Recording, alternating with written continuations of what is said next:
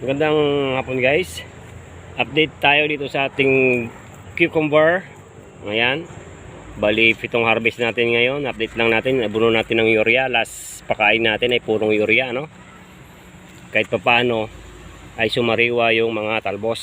Kahit yung mga sanga ay sumariwa. May tangay na bunga.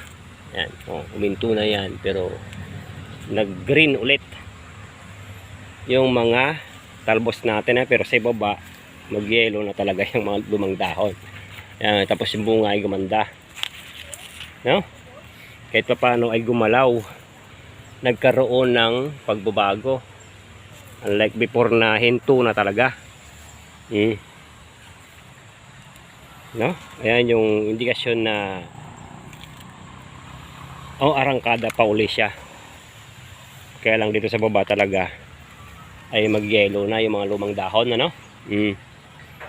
Sa tindi ng init ngayon, ano? Ayan. Ang ginawa nating pag-abono, 3 days na mula nung nag-abono tayo, pang 3 days ngayon. Ginamitan natin ng urea. Ayan, yung mga talbos ay naging green na ulit. No? Yun lang yung mga simpleng pamamaraan kung bakit, kung kailangan nating mag-abono ng urea pag uminto na yung mga talbos natin. Ayan, may mga tayo na bunga. 3 days after nating magpakain, nag-iba na yung itsura ng talbos, pero dahil sa ibaba ay mag-yellow na talaga yan, ano? Bali, harvest tayo ngayon, pang 7 pa lang. Pang 7 pitas pala, ano? Yung mga ayan, mga sanga, naglabasan yung mga bagong sanga. Tapos yung main shoot, ay ayan yung main shoot, kahit pa paano gumalaw, nag-green siya uli. No? Mga simpleng tips lang yon. Gamit tayo ng urea para maparangkada uli yung mga talbos natin. Ayan, yung mga tangay na bunga. Pero sa ibaba, yung mga lumang dahon, mag-yellow na yan. Pero yung mga sanga dito sa baba, maaari pang umarangkada uli katulad nito. Naging green uli. Naglabasan yung mga bunga. Hinto na yan ay, no? Simpleng tips sa pagpipipino. Kung nahinto na yung talbos, parang wala nang pag-asa. Pero bata pa naman yung pipino, no? Banatan mo ng urea. Plant booster, kaya nga si urea, nitrogen. Kahit yung sa baba guys, naglabasan yung bulaklak. Naging green dito sa may parting talbos.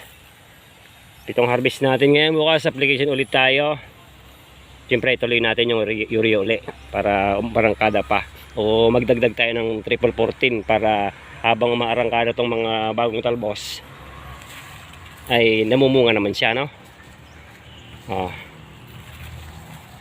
May pagbabago. Tapos yung mga bunga natin ay medyo maganda-ganda naman, pero expected kukunti ma-harvest natin ngayon. Medyo lumubo naman yung bunga, gumanda, naging green siya. Ayan. Pero yung mga lumang dahon talaga, pero expected natin may lalabas ditong bagong sanga kasi bata pa tong pipino natin.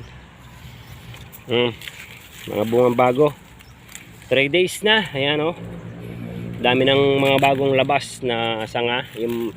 Yung nahinto na ay gumanda na ulit yung stem. Humaba yung pagitan ng dahon. Tapos ito naman ay kasalukuyan pa lang umaarangkada.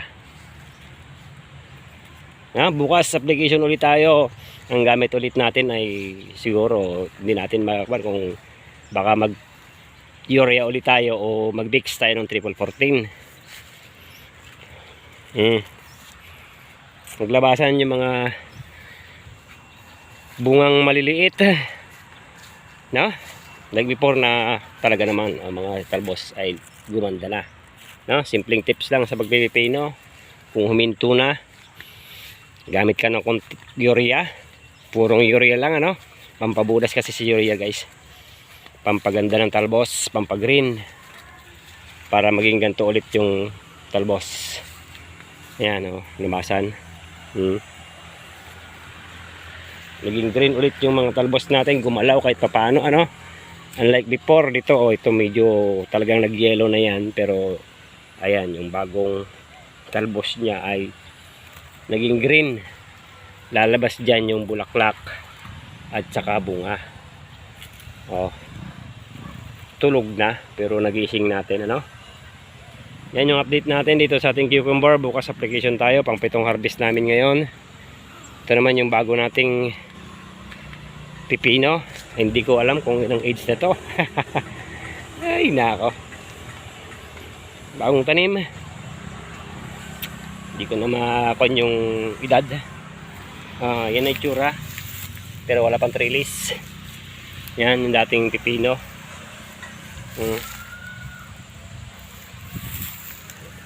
No? Tapos nagpapatubig tayo ngayon kasi mainit, walang ulan. Tinadaan natin doon sa talong. Bali pinas din tayo ng talong ngayon, guys. No? Yan yung update natin dito sa ating cucumber, kung ano nangyari doon sa ating inabunuhan ng urea na matandang pipino. Gumalaw ba? Ayan, medyo may pagbabago naman, ano. Pero expected natin kung konti talaga ma-harvest natin ngayon. Kasi nga nahinto yung talbos.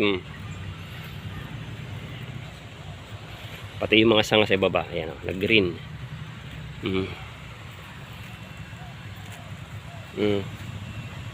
No?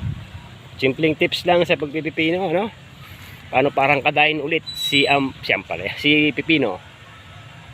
Thank you.